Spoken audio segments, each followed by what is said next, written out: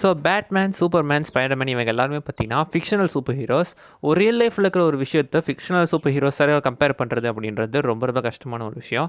But அந்த character சம்மந்தப்பட்ட மாதிரி ரியல் லைஃப்பில் தான் நடந்துச்சுன்னா அந்த இன்சிடென்ட்டை பேஸ் பண்ணி அந்த கேரக்டரோட பேரையே மேபி ரியல் லைஃப் இன்சிடென்ட்ஸ்லாம் நிறைய வச்சுருவாங்க. அப்படி உருவான ஒரு விஷயம் தான் பார்த்தீங்கன்னா பேட்மேன் எஃபெக்ட். இதை பார்த்தீங்கன்னா ஆல்டர் ஈகோ எஃபெக்ட் அப்படின்னுமே சொல்லுவாங்க. ஸோ பேட்மேன் எஃபெக்ட் அப்படின்றது என்னடான்னு கேட்குறீங்கன்னா, நீங்கள் ஒரு டாஸ்க் பண்ணுறீங்க அப்படின்னா அந்த டாஸ்க்கை நீங்கள் பண்ணல, உங்களை நீங்கள் வேற ஒரு ஆளாக நினச்சிக்கிட்டு பண்ணீங்கன்னா அதுக்கு பேர் தான் பார்த்தீங்கன்னா பேட்மேன் எஃபெக்ட் அப்படின்னு சொல்லுவாங்க. இந்த கான்செப்ட் மேபி கேட்குறதுக்கு கொஞ்சம் ரொம்ப தெரியலாம். மேபி இது நிறைய பேர் பார்த்தீங்கன்னா இந்த மல்டிபிள் பர்சனாலிட்டி இந்த டிசோசியேட்டிவ் ஐடென்டிட்டி டிசார்டரோட கன்ஃபியூஸ் பண்ணிக்குவாங்க. பட் அது வேறு இது வேறு. அது வந்துட்டு உங்களுக்கே தெரியாமல் நடக்கிறது. பட் இது உங்களுக்கு தெரியும். அதாவது தெரிஞ்சே நம்மளை வேற ஒரு ஆளாக கற்பனை பண்ணி நினச்சிக்கிட்டு நம்ம ஒரு வேலை செய்கிறோம் அப்படின்னா அதை தான் alter ego effect or Batman effect அப்படின்னு சொல்லுவாங்க. இது ஒரு எக்ஸாம்பிளோட சொல்லணும். யூனிவர்சிட்டி ஆஃப் மிஷிகனில் ப்ரொஃபஸர் ஈத்தன் கிராஸ் பார்த்தீங்கன்னா கொஞ்சம் வருஷத்துக்கு முன்னாடி ஒரு எக்ஸ்பெரிமெண்ட் ஒன்று நடத்தாரு. 4லேருந்து 6 வயசுக்குள்ள இருக்கிற குழந்தைங்களை மொத்தம் 3 குரூப்பாக பிரிக்கிறாரு. அந்த 3 குரூப்புக்குமே கம்ப்யூட்டரோட ரொம்ப போரிங்கான ஒரு டாஸ்க்கை கொடுக்குறாரு. ஃபர்ஸ்ட் குரூப் கிட்ட இந்த வேலையை செஞ்சு முடிச்சதுக்கப்புறம் நான் ஹார்டாக ஒர்க் பண்ணுறேன்னா அப்படின்ற மாதிரி, ஆம் ஐ ஒர்க்கிங் ஹார்ட், நான் கஷ்டப்பட்டு வேலை செய்கிறேன்னா அப்படின்ற மாதிரி உங்ககிட்ட நீங்களே கேட்டுக்கோங்க அப்படின்ற மாதிரி குரூப் ஏ குழந்தைங்கிட்ட சொல்கிறாங்க. குரூப் பியில் இருக்கிற குழந்தைங்கிட்ட இஸ் டேஷ் ஒர்க்கிங் ஹார்ட், அதாவது நடுவில் ஒரு டேஷ் கொடுத்துட்றாங்க. அந்த இடத்துல யாரோட பேர் வேணாலும் போடலாம். நீங்கள் வந்துட்டு நீங்கள் இந்த வேலையை செய்யலை, வேறு யாரோ இந்த வேலையை செய்கிறாங்கன்ற மாதிரி நினச்சிக்கிட்டு செய்யுங்க. ஐ மீன் தேர்ட் பர்சன் வியூவில் இந்த வேலையை செய்யுங்க அப்படின்ற மாதிரி பார்த்தீங்கன்னா அந்த குழந்தைங்கிட்ட சொல்கிறாங்க.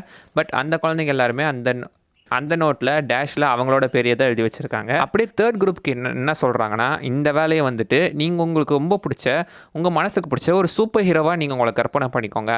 அந்த சூப்பர் ஹீரோவாக நினச்சிக்கிட்டு நீங்கள் இந்த வேலையை செய்யுங்க. மட்டும் சொல்லாமல் அந்த ஹீரோ சம்மந்தப்பட்ட ஒரு சில பொருட்கள் லைக் இந்த கேப், அந்த மேஜிக் வாண்ட், அப்புறம் நிறைய இந்த கேப், இந்த மாதிரி மாஸ்கெல்லாம் கொடுத்து இதெல்லாம் போட்டுட்டு நீங்கள் உங்களை அந்த சூப்பர் ஹீரோவே கற்பனை பண்ணிவிட்டு நினச்சிக்கிட்டு இந்த வேலையை செய்யுங்க அப்படின்ற மாதிரி சொல்கிறாங்க. குரூப் ஏ பார்த்தீங்கன்னா அந்த வேலையை அந்த அளவுக்கு ஒன்றும் சிறப்பாக செய்யலை, ரொம்ப போரிங்காக தான் செஞ்சுருக்காங்க. நிறைய பிரேக்ஸ் எடுத்திருக்காங்க, விட்டு தான் பண்ணியிருக்காங்க. குரூப் பி பார்த்தீங்கன்னா ஓரளவுக்கு சுமாராக செஞ்சுருக்காங்க. ஆனால் அதே குரூப் சி பார்த்தீங்கன்னா அந்த வேலையை ரொம்பவே எஃபெக்டிவாக செஞ்சுருக்காங்க. பெருசாக பிரேக்கே எடுக்கல, பட் ரொம்ப பக்காவாக அந்த வேலையை முடிச்சிருக்காங்க. ஸோ குரூப் சியில் இருக்கிற குழந்தைங்கிட்ட அந்த பேட்மேன் எஃபெக்ட் அப்ளை ஆனதுனால அந்த குழந்தைங்க அந்த வேலையை ரொம்ப பக்காவாக செஞ்சு முடிச்சிருக்காங்க.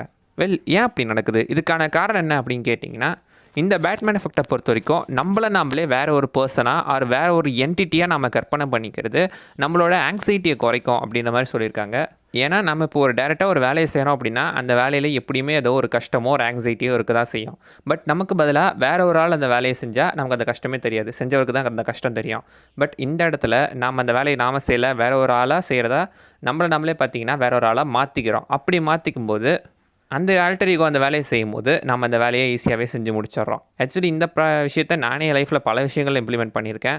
லைக் இப்போ நம்ம ஒரு ஸ்டேஜில் ஏறி பேசுகிறதா இருக்கட்டும், அப்படி நம்ம பேசும்போது நாமளாக நினைக்காம வேற ஒரு ஆளாக கற்பனை பண்ணிக்கிட்டு நம்ம பேசணும், மேடையில் பேசுகிறோன்னா அந்த ஸ்டேஜில் பார்த்தீங்கன்னா ஏறி நம்ம பேசும்போது நம்ம ஒரு பெரிய மேடை பேச்சாளராக நினச்சிக்கிட்டு பேசணும் அப்படின்னா மேபி அந்த இடத்துல பேச்சு திறன் நமக்கு சீக்கிரம் வரும், நம்ம பேசுகிறதும் நமக்கு ரொம்ப ஈஸியாக இருக்கும். இந்த மாதிரி பார்த்தீங்கன்னா ஆல்டர் எஃபெக்ட் பல இடத்துல பாசிட்டிவாக வேலை செய்யக்கூடியது. இந்த ஆல்டர் எஃபெக்ட்டை நம்ம லைஃப்பில் பாசிட்டிவாக நிறைய இம்ப்ளிமெண்ட் பண்ணி நம்ம நிறையவே வேலைங்களை செஞ்சு முடிக்கலாம். இதையே பேட்மேனோட கம்பேர் பண்ணுறாங்கன்னா, காமிக்ஸ் நீங்கள் எடுத்துக்கிட்டிங்கன்னா பேட்மேனும் ப்ரூஸ் வேனும் ஒரு தனித்தனி ஆளுங்க அப்படின்ற மாதிரி தான் பல இடத்துல போர்ட்ரே பண்ணியிருந்திருப்பாங்க. ப்ரூஸ் வேனோட ஒரு ஆல்டர் ஈகோ தான் பேட்மேன், ஆர் பேட்மேனோட ஆல்டர் ஈகோ தான் அந்த ப்ரூஸ் வேன் அப்படின்ற மாதிரி பல இடங்களில் காமிக்ஸே பற்றி மென்ஷன் பண்ணியிருக்காங்க. ஒரு சில இடத்துல பேட்மேனுக்கு மல்டிபிள் பர்சனாலிட்டி டிசார்டருமே இருக்குது. லைக் ப்ரூஸ் வேன் வேறு பர்சனாலிட்டி, பேட்மேன் வேறு பர்சனாலிட்டி அப்படின்ற மாதிரியுமே பல காமிக்ஸில் மென்ஷன் பண்ணியிருக்காங்க. இதுக்கு எக்ஸாம்பிளாக சொல்லணும்னா ஒரு காமிக் பேனலில் நீங்கள் எடுத்துக்கிட்டிங்கன்னா ஒண்டர் உமன் லாஸோ ஆஃப் ட்ரூத்தை பேட்மேன் அண்ட் சூப்பர்மேன் கையில் கொடுத்து 2 பேருக்கிட்டையுமே உங்களோட உண்மையான பேர் என்ன அப்படின்னு கேட்கும்போது 2 பேருக்கிட்டையுமே உங்களோட பேர் என்ன அப்படின்னு கேட்கும்போது ஆக்சுவலி சூப்பர்மேன் பார்த்தீங்கன்னா என்னோட பேர் கிளார்க் கென்ட் அப்படின்னு சொல்லி அவர் உண்மையான பேரை சொல்லிடுவார். இந்த பக்கம் பேட்மேன் நான் பேட்மேன் தான் அப்படின்ற மாதிரி சொல்லுவார். ஐ எம் பேட்மேன்ன்றதை தான் சொல்லுவார். ப்ரூஸ் வேனுன்றதை அங்கே ஒத்துக்கவே மாட்டார். எத்தனை முறை கேட்டாலும் தான் பேட்மேன் தான் அப்படின்னு சொல்லுவார். இதே விஷயத்தை தான் போன வருஷம் வந்து லியோ படத்துலையுமே இம்ப்ளிமெண்ட் பண்ணியிருப்பாங்க. லைக் லியோ படம் ரிலீஸ் ஆகும்போது இந்த நாரடி தான் சாங்கில் ஆல்டர் ஈகோ அப்படின்ற அந்த பேரையுமே நீங்கள் பார்த்துருக்கலாம். இந்த இடத்துல எடுத்துக்கிட்டிங்கன்னா பார்த்திபன்ன்றது வேறு, கிட்டத்தட்ட பார்த்திபன்ன்றது வேறு, லியோன்றது வேறு. லியோவோட ஒரு ஆல்டர் ஈகோ தான் பார்த்திபன், பார்த்திபனோட ஆல்டர் ஈகோ தான் லியோ. அந்த இடத்துல லியோவே பார்த்திபனே பார்த்தீங்கன்னா சொல்லியிருப்பாப்பில், லியோ செத்துட்டான்றதை நம்ம நம்புகிறேன், மற்றவங்களையும் நம்ப வைப்பேன் அப்படின்ற மாதிரி பார்த்தீங்கன்னா சொல்கிறாங்க. லியோ படத்தில் இந்த ஆல்டர் ஈகோ எஃபெக்ட்டை தான் இம்ப்ளிமெண்ட் பண்ணியிருப்பாங்க. லைக் நம்ம அதுக்கு முன்னாடி பேசிக்கிட்டு இருந்தோம் மாஸ்டர் படத்தில் இந்த ஃபைட் கிளப் மாதிரி அது ஒரு ஆல்டர் ஈகோவாக இருக்க போகுது அப்படின்ற மாதிரி. பட் அதே விஷயத்தை பார்த்தீங்கன்னா ஆல்டர் ஈகோன்றதை இந்த லியோ படத்தில் லோக்கி ப்ரோ இம்ப்ளிமெண்ட் பண்ணியிருக்காப்புல. ஓகே ஃப்ரெண்ட்ஸ், இவ்வளோ தான் நான் சொல்ல வந்தது. இதுதான் பேட்மேன் எஃபெக்ட். இந்த பேட்மேன் எஃபெக்ட்டை நான் லைஃப்பில் பல இடங்களில் இம்ப்ளிமெண்ட் பண்ணியிருக்கேன். நீங்களுமே ஒரு டைம் ட்ரை பண்ணி பாருங்கள், இது இம்ப்ளிமெண்ட் பண்ணி பார்க்குறேன். அடுத்த வீடியோவில் பார்க்குற வரைக்கும் பை பாய்.